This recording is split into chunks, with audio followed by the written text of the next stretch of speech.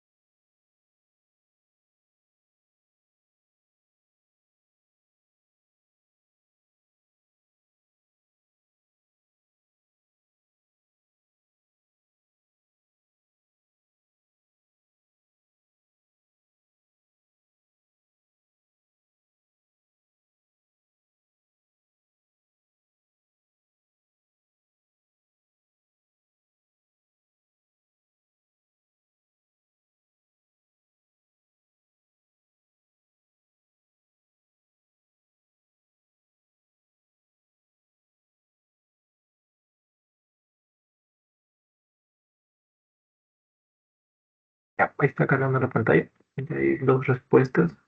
Y por fin a quien le falte completar.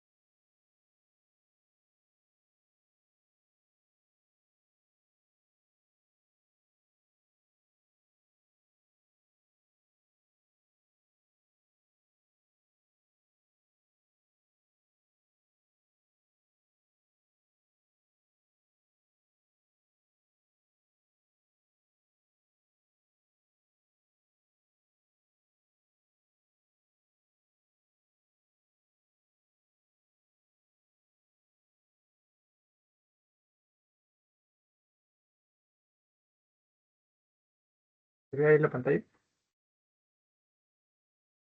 Sí, ya creo que sí, creo que se ve.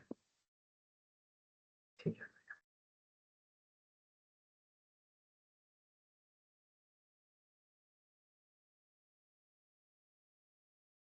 entonces,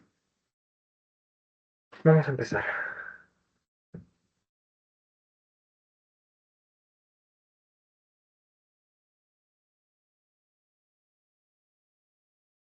Listo. Bien, entonces pasamos. Primera pregunta. En la acidosis metabólica de anión GAP elevado,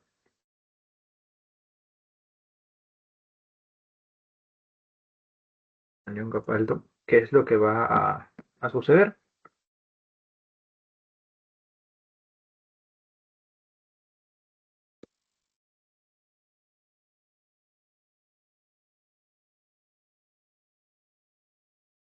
Para empezar, si es acidosis metabólica, tenemos el pH elevado, el CO2 y el HCO3.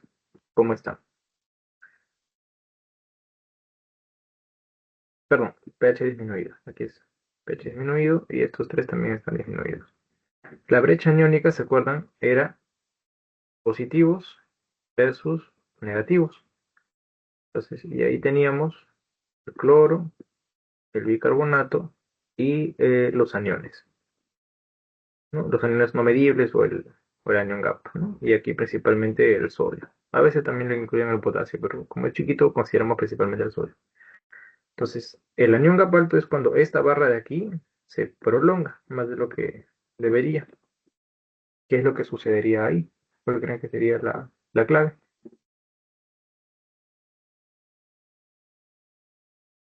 La pérdida de bicarbonato. Ok, ya vamos a ponerlo como alternativa, el carbonato. Pero hay otra que también podría ser. Hay hasta otra clave que también hay para pensar.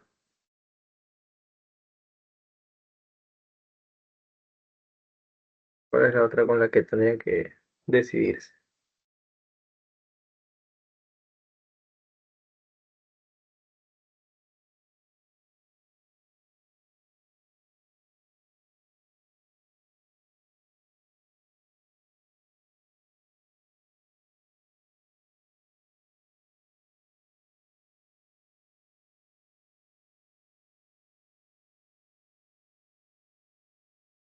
no estoy segura, pero el aumento de ácidos.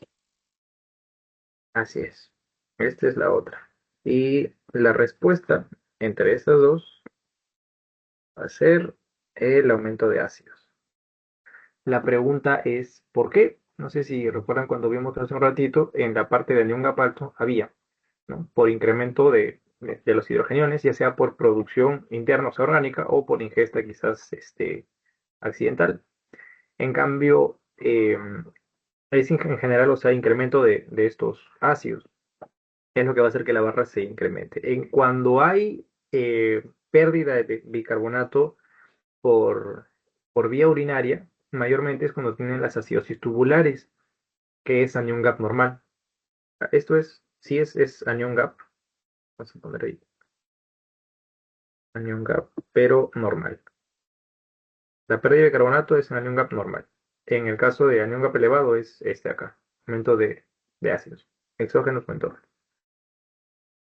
El resto sí, no, nada que ver.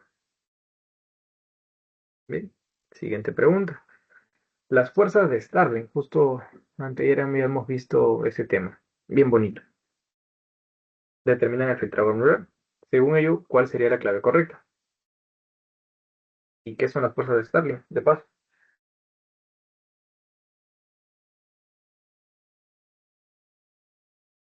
se cargó el lapicito. Está ya.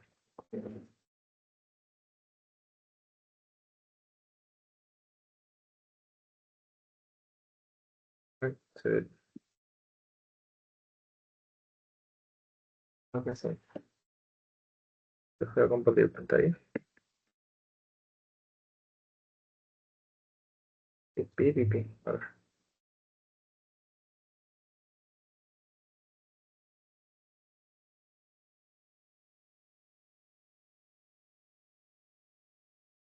está ya. Audio.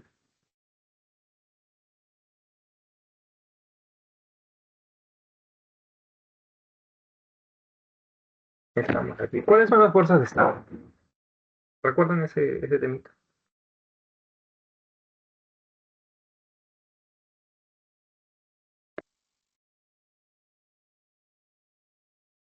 Teníamos que, para que el agua pase hacia el filtrado, digamos, ¿no? Por la cápsula de Bowman, habían cuatro fuerzas que iban a intervenir en que justamente el plasma pase hacia ese compartimiento y se dé todo el filtrado. ¿Cuáles eran esas cuatro fuerzas? Que realmente solo son dos, solo que están unas al lado del capilar y otras están hacia el lado, pues,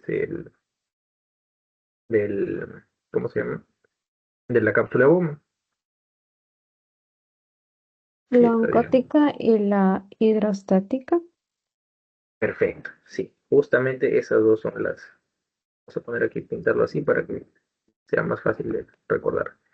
Justamente una va a ser la presión hidrostática, ¿no? Que obviamente viene del agua, y otra va a ser la presión oncótica, que era como ese pi que dibujábamos. ¿Y esto viene de dónde? De las. Proteínas plasmáticas. Perfecto, ¿no? La principal de ellas tenemos a la albúmina, dato curioso y les va a servir después cuando vean unas patologías. Ok, estas dos fuerzas vamos a tenerlas por el lado del capilar glomerular y por el lado de la cápsula de Bowman, ¿no? Específicamente es el espacio de Bowman más que la cápsula propiamente dicha. Bien, entonces, así van. Vamos a poner aquí flechitas y ustedes me van a decir a dónde va cada una. Presión hidrostática, presión oncótica. Igual aquí, presión hidrostática y presión oncótica, ¿no? Este es de Bowman, este es del capilar. La presión hidrostática, el agua que está pasando por el capilar glomerular, ¿no? ¿Hacia dónde va a empujar? ¿Flecha hacia abajo o flecha hacia arriba?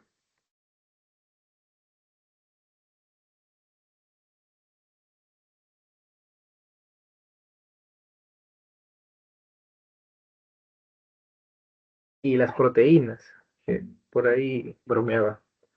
¿Las proteínas son o no son celosas? Obsesivas.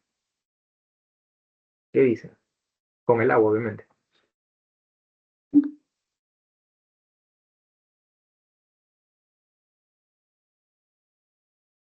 Las proteínas plasmáticas eran las celosas con el agua. Así es. Entonces, las proteínas plasmáticas, o sea, la presión oncótica es la que va a tirar hacia acá, hacia arriba o retener, va a tratar de retener el líquido en el compartimento que se encuentre, ¿no? Estamos hablando del capilar.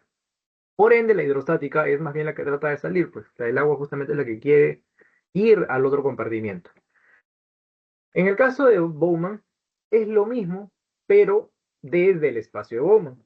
Entonces, si en el capilar el agua quería salir, o sea, quería ir al otro lado, en Bowman lo mismo. La presión de aquí quiere salir o irse al otro lado. Y pues las proteínas, donde estén, en el compartimento que estén, van a tratar de retener, ¿no? Por ende, las proteínas o la presión oncótica en la cápsula de Bowman más bien va a tratar de retener o jalar agua hacia ese lado.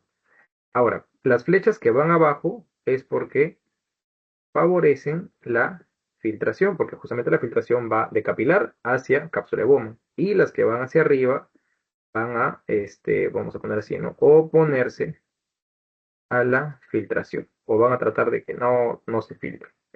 Ahora sí, hablando nuevamente ya del filtrado glomerular, ¿cuál sería la contraseña? Es decir, la clave o la alternativa correcta.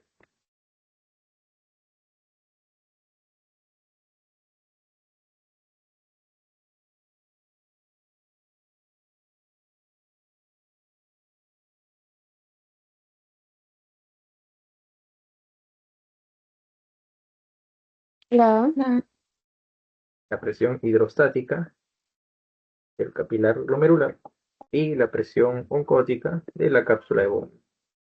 Aquí y aquí. Veamos qué dice la clave efectivamente. Así es. Ahora, dato importante de estas dos, sí, de estas dos, ¿cuál es la que no tiene un valor numérico como tal porque las cantidades son ínfimas? En la ecuación general se usan solo tres de estos cuatro valores. Hay uno que no se considera porque, o sea, sí hay de esa molécula, pero casi nada, La oncótica de Bowman. efectivamente. Esta de aquí es la que no van a ver el valor de eso, ¿no? Y por si acaso, numéricamente, esto era 832, o el daba 10, y aquí es 60, si mal no recuerdo. Entonces, esta era la presión hidrostática del capilar, y estas de acá eran, esta es la presión hidrostática de Bowman, y esta es la presión oncótica, si mal no recuerdo. Sí, esta menos estas dos, ¿no? Y el filtrado era esto, ¿no? 10 milímetros de mercurio, la presión con la que pasa. Ok, seguimos por acá. Preguntas así de datos que les van a ser bastante útiles. ¿Qué hormona incrementa la reabsorción de sodio a nivel del túbulo distal? Cuando tengan dudas, siempre dibujen ahí su sistema tubular, o al menos yo suelo hacer eso. Entonces, túbulo distal es acá, ¿no? Túbulo contorneado distal. ¿Qué hormona actúa a este nivel?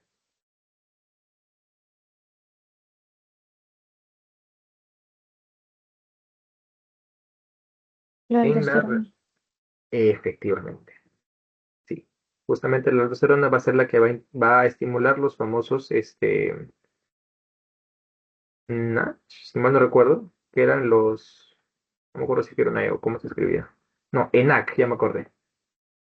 Los ENAC, que eran, ¿no? Los, Exchange Sodium Channels, ¿no? O canales de intercambio de sodio.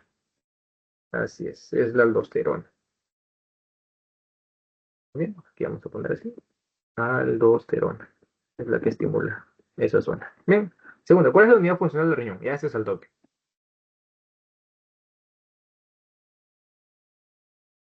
La unidad funcional del riñón es,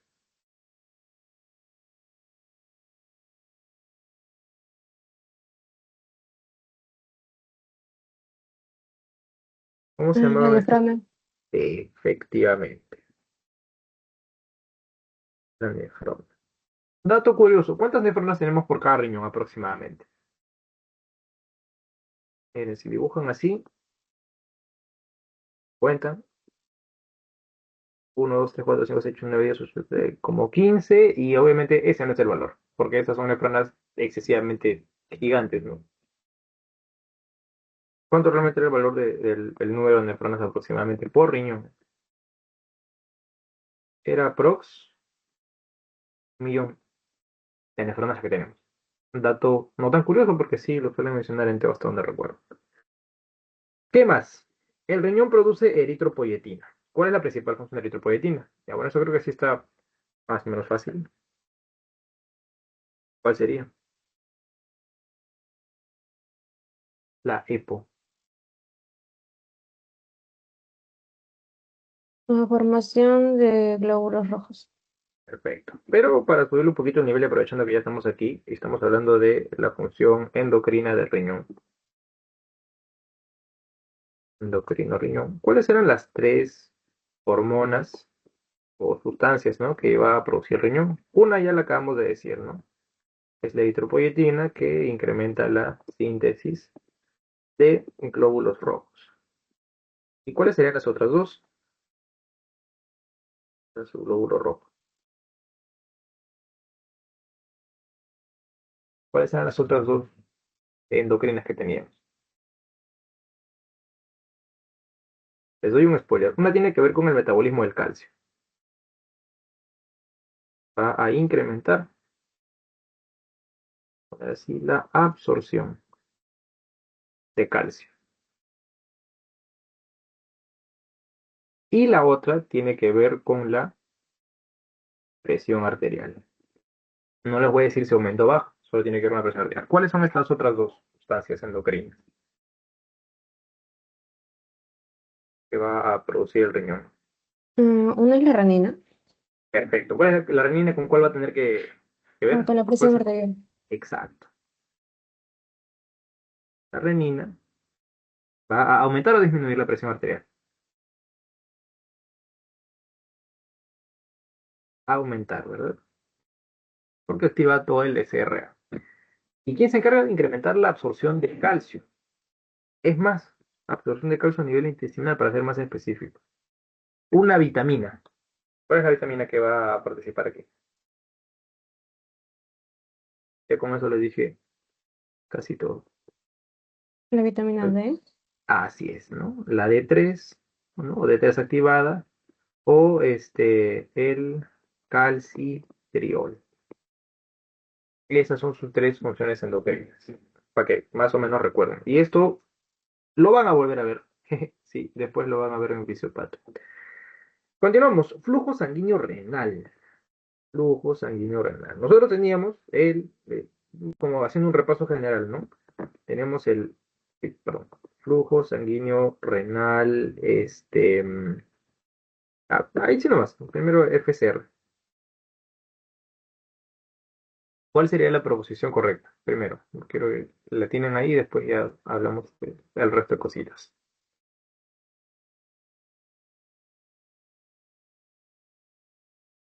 Es la A.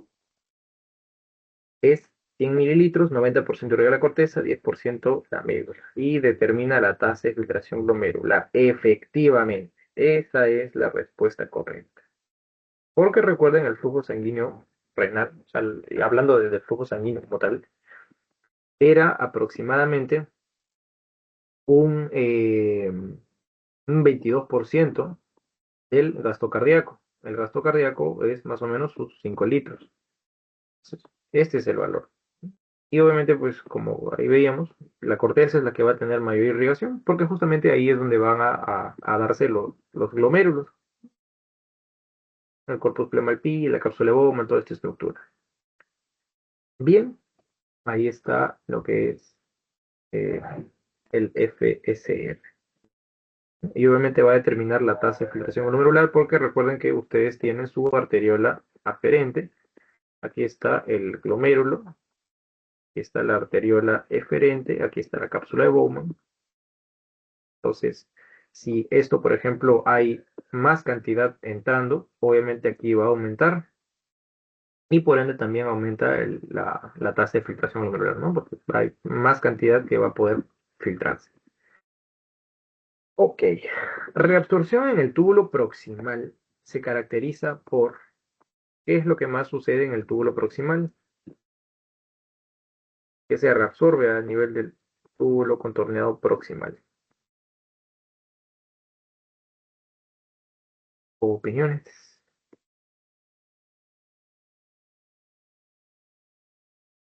Se reabsorbía la glucosa al 100% junto con aminoácidos. Perfecto. Así es. Aquí lo que vamos a tener es una reabsorción del 100% de la glucosa y los aminoácidos, por un lado, y por otro vamos a tener 65% de la reabsorción de sodio.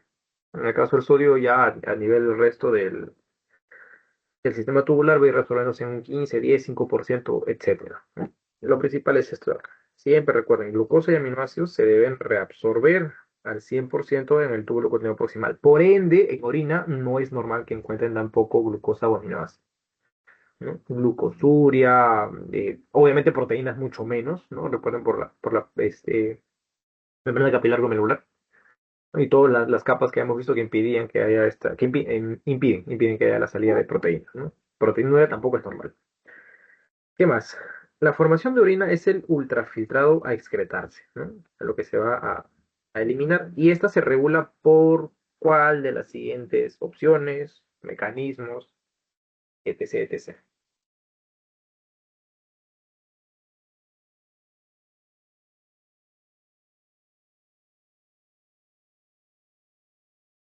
Por la antidiurética y el mecanismo contracorriente.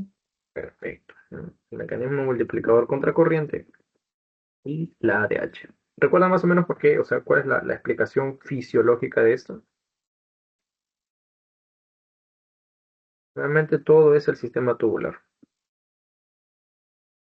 Por un lado, recuerden que a medida que aquí va bajando, va a darse la concentración de la orina y a medida que sube va a darse la dilución. Vamos a poner concentración, dilución. Entonces, dependiendo de los requerimientos hídricos, dependiendo del estado de la volemia que tenemos, es que va a concentrarse más la orina o va a diluirse más, ¿no? Si se concentra más, obviamente, pues en una poca cantidad de agua vas a botar la mayor cantidad de desechos. Si se diluye, pues en una gran cantidad de agua vas a botar pocos desechos.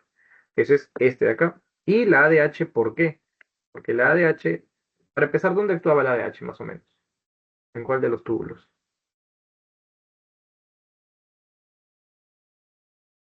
En el colector.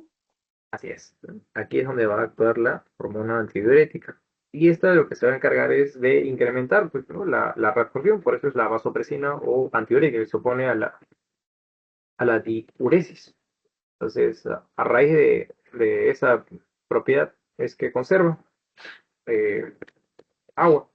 Y un dato también así interesante del mecanismo multiplicador, o en general, ¿no? Del efecto de la ADH, es que nosotros, si es que no tuviéramos ADH, perderíamos aproximadamente al día unos 20 litros de agua, si es que no hubiese ADH.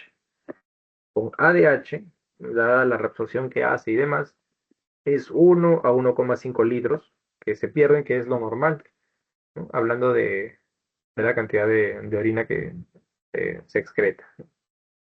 Así que, o sea, hablando de las concentraciones totales, ¿no? De los 180 litros al día que se filtran y demás. Bien, pasamos a la siguiente. La osmolalidad plasmática está definida principalmente ¿por qué está definida la osmolalidad plasmática? Hay una fórmula, de hecho.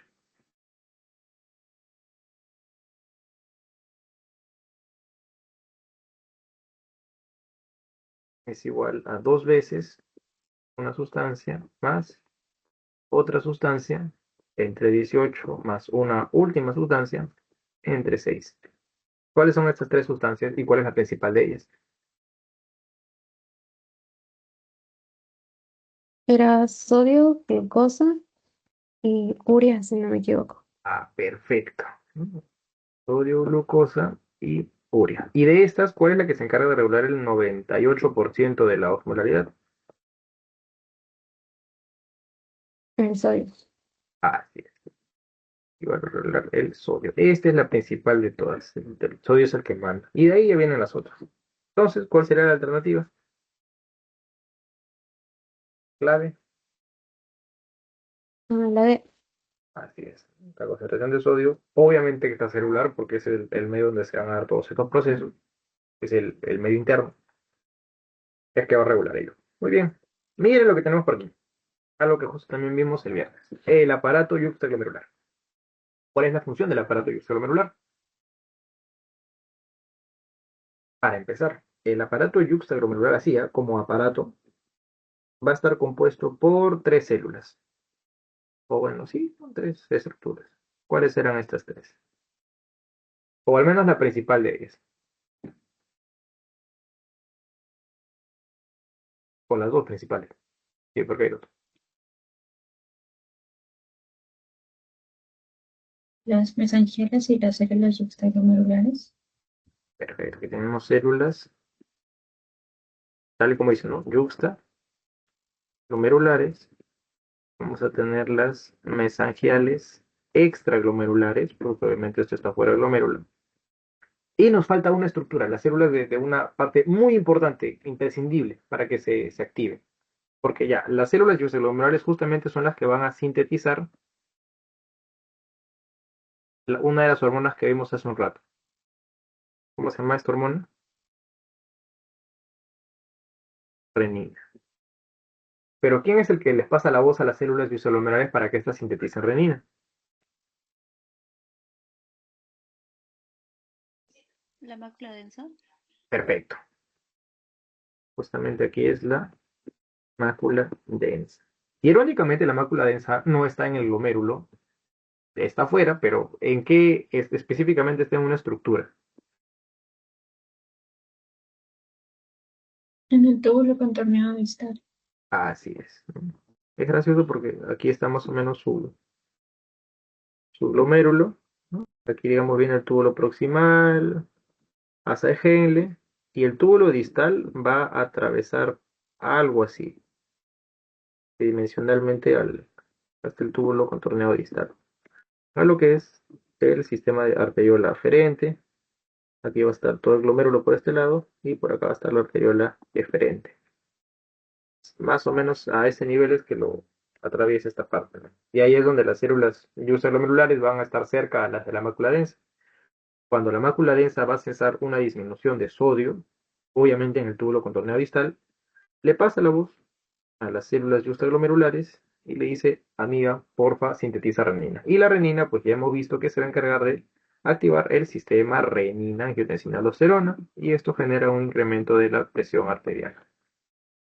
Así es. Muy bien, listo. Siguiente pregunta. ¿Qué estímulo activa la secreción de hormona antidiurética? Justo hablamos de la ADH. Sinónimo, vasopresina. ¿Qué estímulo va a activar? La secreción de ADH. ¿Dónde se secreta la ADH?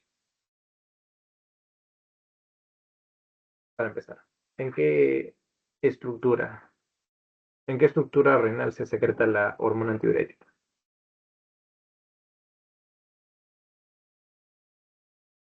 A ver si están atentos o recuerdan. En el tubo colector. Ok, en el tubo colector va a actuar la ADH, pero no se secreta ahí o no se sintetiza ahí. Es verdad. Aquí a nivel del tubo colector, ahí es donde va a actuar nuestra hormona antidiurética. Pero esta de dónde viene.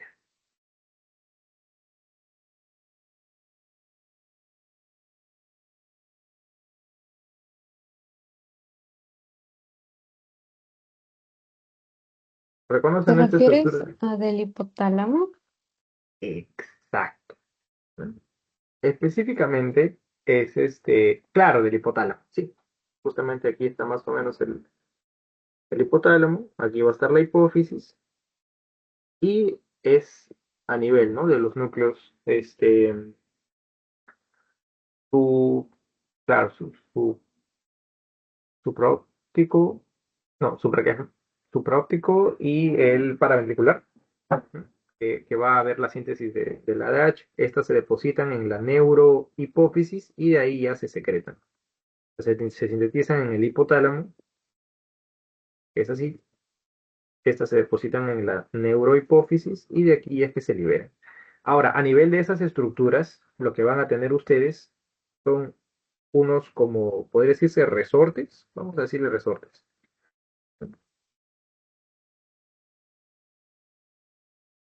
que van a estar sensando justamente la osmolaridad o la osmolaridad. Entonces, estos van a ser receptores de osmolaridad o también conocidos como osmoreceptores. Por ende, ¿cuál sería la,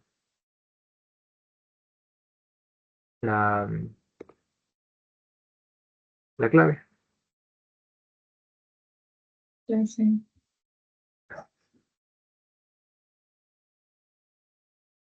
Para que tenga un poquito más de sentido, o sea, la osmolaridad es justamente lo que hemos visto, concentración de sodio, de glucosa, toda esa fórmula.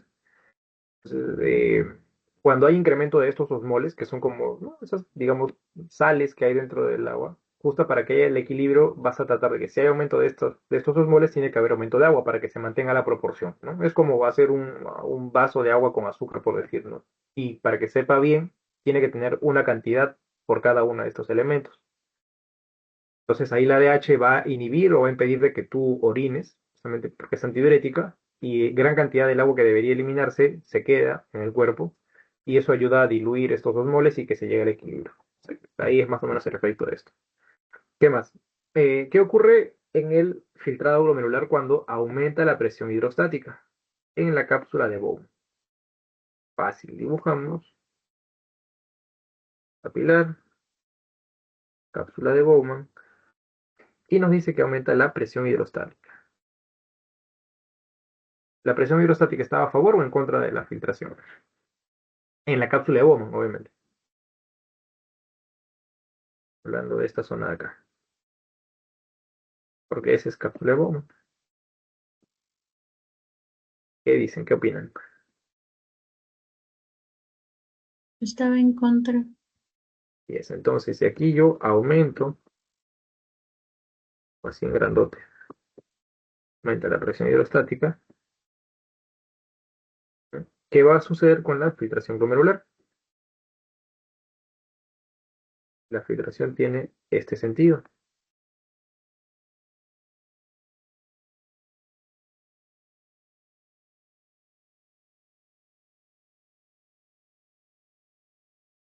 Disminuye el filtrado. Efectivamente. Esa es la clave. ¿Qué más tenemos por aquí? Transportador clave en la reabsorción en el asa ascendente de Henle. Los teníamos aquí, ¿no? Por contorneado, asa, distal, etcétera. Entonces, aquí está el asa y aquí hay otra. Esta acá obviamente es el descendente y esta acá va a ser la asa ascendente. Nos dicen aquí, en el asa ascendente, ¿cuál es un transportador clave en la reabsorción a nivel de este lado? Hay un transportador que es muy icónico.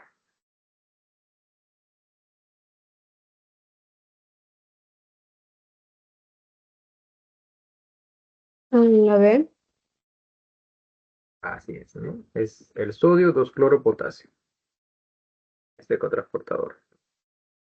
La importancia de esto es que hay fármacos que justamente van a bloquear este cotransportador, ¿no? Para diversos efectos.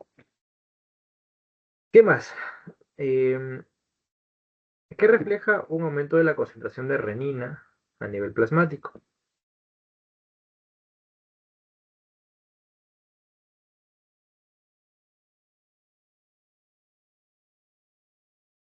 O sea, ¿qué situación, mejor dicho, ocasionaría de que incremente la renina?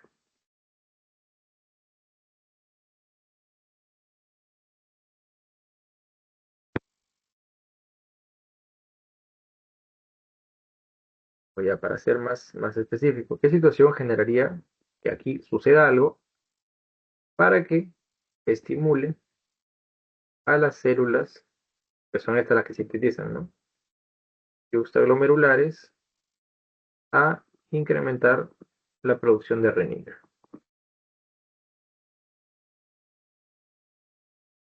La renina, Hipovolemia. exacto, exacto. Justamente la hipovolemia, ¿no? Es lo que va a ser sensado por nuestro aparato juxtaglomerular. Y eso es lo que va a hacer que se active esto, ¿no? Justamente el aumento de renina es lo que va a aumentar la presión arterial, ¿no? Para tratar de compensar esto, ¿no?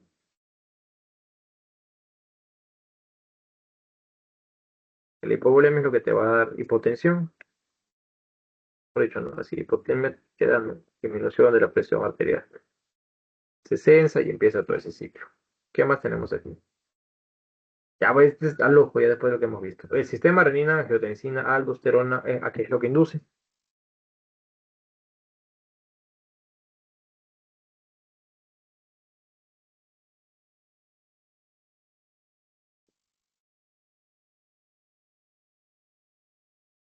De aquí la palabra clave es esto de aquí. Del SRA es la angiotensina la que vamos a que nos va a dar el principal efecto. O pueden sacarlo también por descarte, ¿no?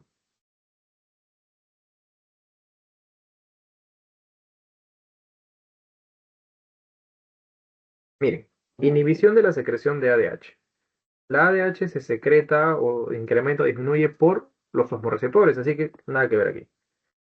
Disminución de la secreción de aldosterona. ¿El SRA estimula a que se libere o que se inhiba la secreción de aldosterona?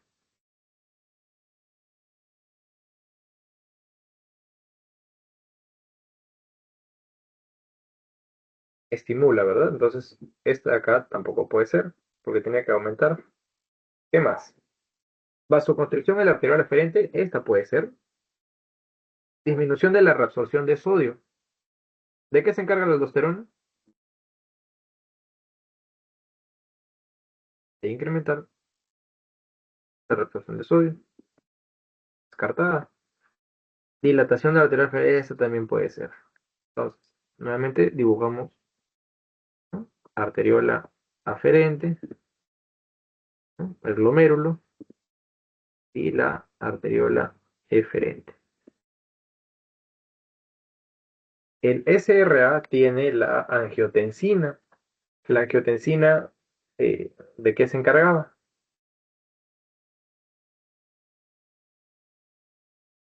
Era un vasoconstrictor. Perfecto. Esa es la palabra clave. Voy a poner aquí así. Vasoconstrictor. Y ya bueno, esta parte sí es un poquito más latera. Es un vasoconstrictor que va a tener a nivel de justamente las arteriolas preferencia por cuál. ¿Por la aferente o por la eferente?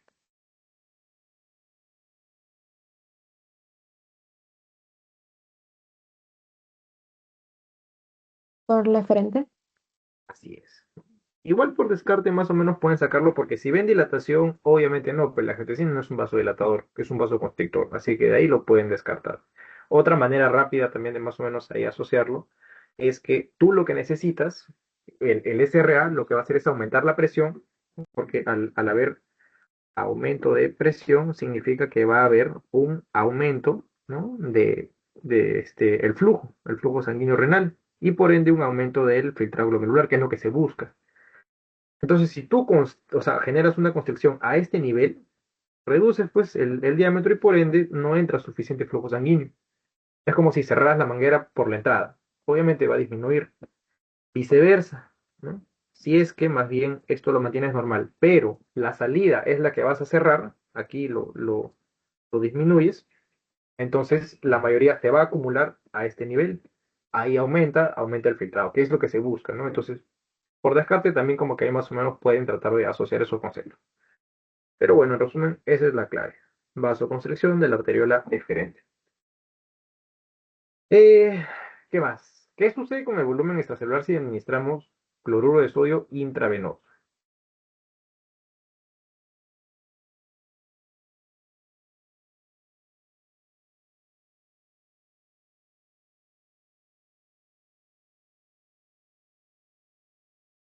Aumenta el volumen extracelular y la osmolalidad. Perfecto. Sí, justamente esa es. Ahora la pregunta interesante. ¿Por qué? ¿Por qué sucede esto? Aquí tenemos una célula, aquí está el plasma, perdón, aquí está el intravenoso, el extracelular o espacio intersticial, y aquí está el intracelular. ¿Qué es lo que va a suceder? Si administramos solamente, porque aquí no te está diciendo cloruro de sodio al 0,9%, sino, o sea, puro, puro, va obviamente a alterar esta zona. ¿Qué es lo que va a generar? Ahora sí, ¿no? Si solo es al 100%, no es al 0,9%, etcétera. Si purito, va a aumentar la osmolaridad. Y ustedes recuerdan estos grafiquitos de aquí. No sé si recuerdan los medios. Una célula, vamos a poner aquí,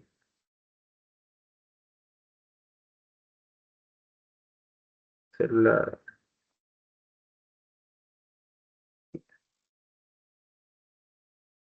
Entonces, esto, por ejemplo, en el que hay aquí tres moléculas, perdón, aquí afuera hay un par de moléculas y acá está la mayor cantidad de moléculas.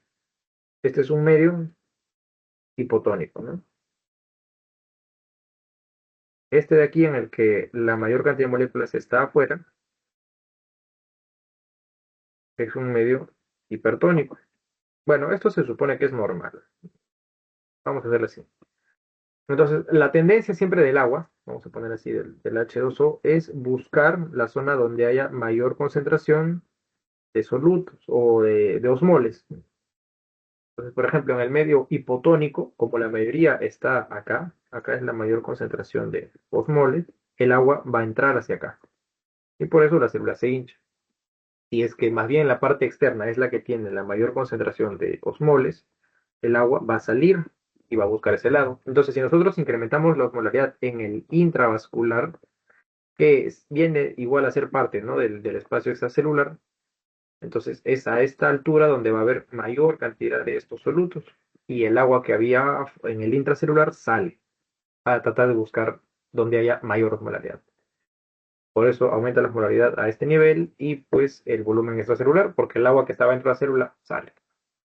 ¿Peligroso? Sí, sí es peligroso cuando vayan a aplicar suero fisiológico. Justamente el problema este que hubo de los sueros de una de las cadenas de farmacias o de las que sintetizan, ¿no? Estos productos era eso, que el suero era hipertónico, no era 0,9%, creo que no me acuerdo si dijeron que era 60% o algo así. Pero aún así fuese 10%, nada más 5%, etcétera, es un suero hipertónico. ¿Qué es lo que iba a hacer? Iba a sacar agua del intracelular al extracelular, ¿no? Y una desgracia lo que pasa ahí. Bueno, hasta ahí ya faltan tres preguntitas, así que hasta aquí quiero saber si está todo claro. ¿Tienen alguna duda, consulta? Si está clara la parte de medio interno, de función renal, accesibilidad. Muy bien, vamos a completar estas últimas tres y ya, como quien dice, a dormir. ¿Cuál es la principal función del filtrado glomerular?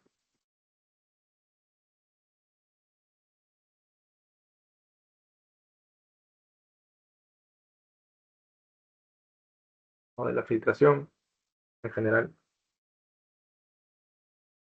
Generar el ultrafiltrado. Así es, así es. Ese es un poquito el concepto. Siguiente, la secreción tubular, ¿en qué consiste? Tiene un esquemita bien bonito que la vez pasada hicimos.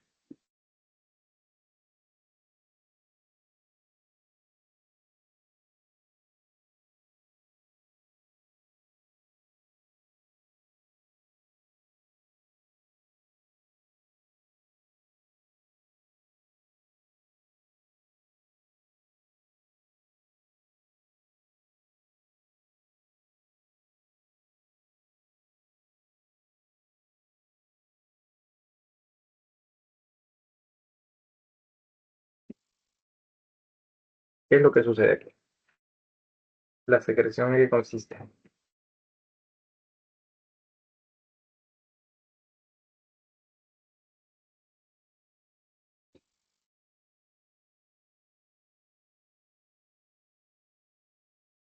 repaso breve de filtración glomerular.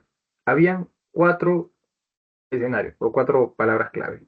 1 a este nivel, 2 y 3 a este nivel y 4 por aquí. 1 evidentemente era la filtración. Tanto plasma como solutos pasan, ¿no?, al todo el sistema tubular. Y justamente el sistema tubular es esta parte de acá, vamos a pintarlo así. Y vamos a pintar aquí de rojito, como si aquí estuvieran pues el capilar, ¿no? Ahí está, atravesado. Listo. Esta es la filtración. Ahora, teníamos que de todo lo que se ha filtrado, va a haber una parte que se reabsorba. Por ejemplo, lo que hablábamos hace un rato, glucosa, aminoácidos, bicarbonato, sodio, agua. Todo, gran cantidad de lo que se ha filtrado por el colador inicialmente va a reabsorberse, justamente a nivel de los túbulos. Entonces, 2 va a ser reabsorción. ¿De dónde se reabsorbe si ha estado en el sistema tubular? A la sangre, pero a nivel de los túbulos no tienes una arteria o una vena que lo esté como tal envolviendo, sino los capilares. Entonces, esta parte de aquí son los capilares peritubulares y es ahí donde se va a reabsorber. Aparte de toda la sangre que se ha filtrado por aquí, no toda, o sea, todo llegó a pasar. Algunas moléculas, desechos y demás pasaron igual, ¿no? Por la arteria eferente y se fueron al sistema capilar peritubular. A este nivel tú te das cuenta o tu cuerpo dice, pucha, me olvidé de botar esto. Bueno, ya que voy a pasar alrededor del sistema tubular, aprovecho para botar. Y eso es justamente la secreción, ¿no? La secreción es lo que de tus capilares van a botarse, ¿no? Hacia el lumen de esto, secreción. Y 4 es que lo que al final, entre lo que se filtró, de lo que se filtró, lo que se reabsorbió y lo que aparte tu cuerpo botó, toda la diferencia de eso, vamos a poner en todo caso así, ¿no? Filtración, todo lo que se filtró, menos lo que se reabsorbió, más lo que se secretó, es lo que te va a dar como resultado lo que se excrete, que es el 4, la excreción, que es la orina, ¿no? Lo que al final se va a las 200 millas. En resumen, todo lo que tu cuerpo no quería, lo que se filtró y ahí quedó en el lumen y lo que se secretó también, ¿no?, de tus capilares peritulares. Entonces, ¿cuál sería la respuesta? La letra, La letra C. transporte desde los capilares hacia el lumen tubular. Este es el toque. ¿Cuál es el principal catión del líquido extracelular? Ustedes tenían cationes y aniones. Cationes El extracelulares, sodio. perfecto, ¿no? Aquí justamente es el sodio. Em, sí. ¿Y el principal catión intracelular cuál vendría a ser? Si tiene Potasio. carga positiva. ¿Cuál? Potasio. Así es. Con esos dos se defienden más que suficiente. Aniones, justamente habíamos visto por ahí el bicarbonato, el cloro también. E intracelulares, por ejemplo, estaban las proteínas. No sé si recuerdan ahí parte vimos de los buffers. Por ahí creo que los fosfatos, si mal no recuerdo, y bueno, etcétera, ¿no? Pero aquí principalmente son justamente estos dos. Y si se dan cuenta, con, con estos datos de acá, todo lo que está aquí, ¿qué es lo que podrían hallar si les doy esos 3 valores? Sodio, bicarbonato y cloro. El anión GAP. Así es. Entonces, ven cómo más o menos todo ahí se va relacionando. ¿Y qué más tenemos? Bueno, eso, ahí termina. Hasta aquí está todo claro. ¿Tienen alguna duda, consulta, pregunta?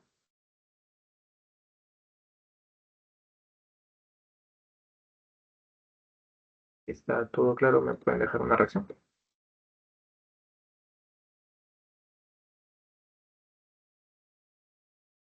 Muy bien, chicos. Entonces, voy a pasarles ahorita el postes. Denme un segundito. Y, y ya con eso estaríamos terminando también esto. Voy a detener la grabación.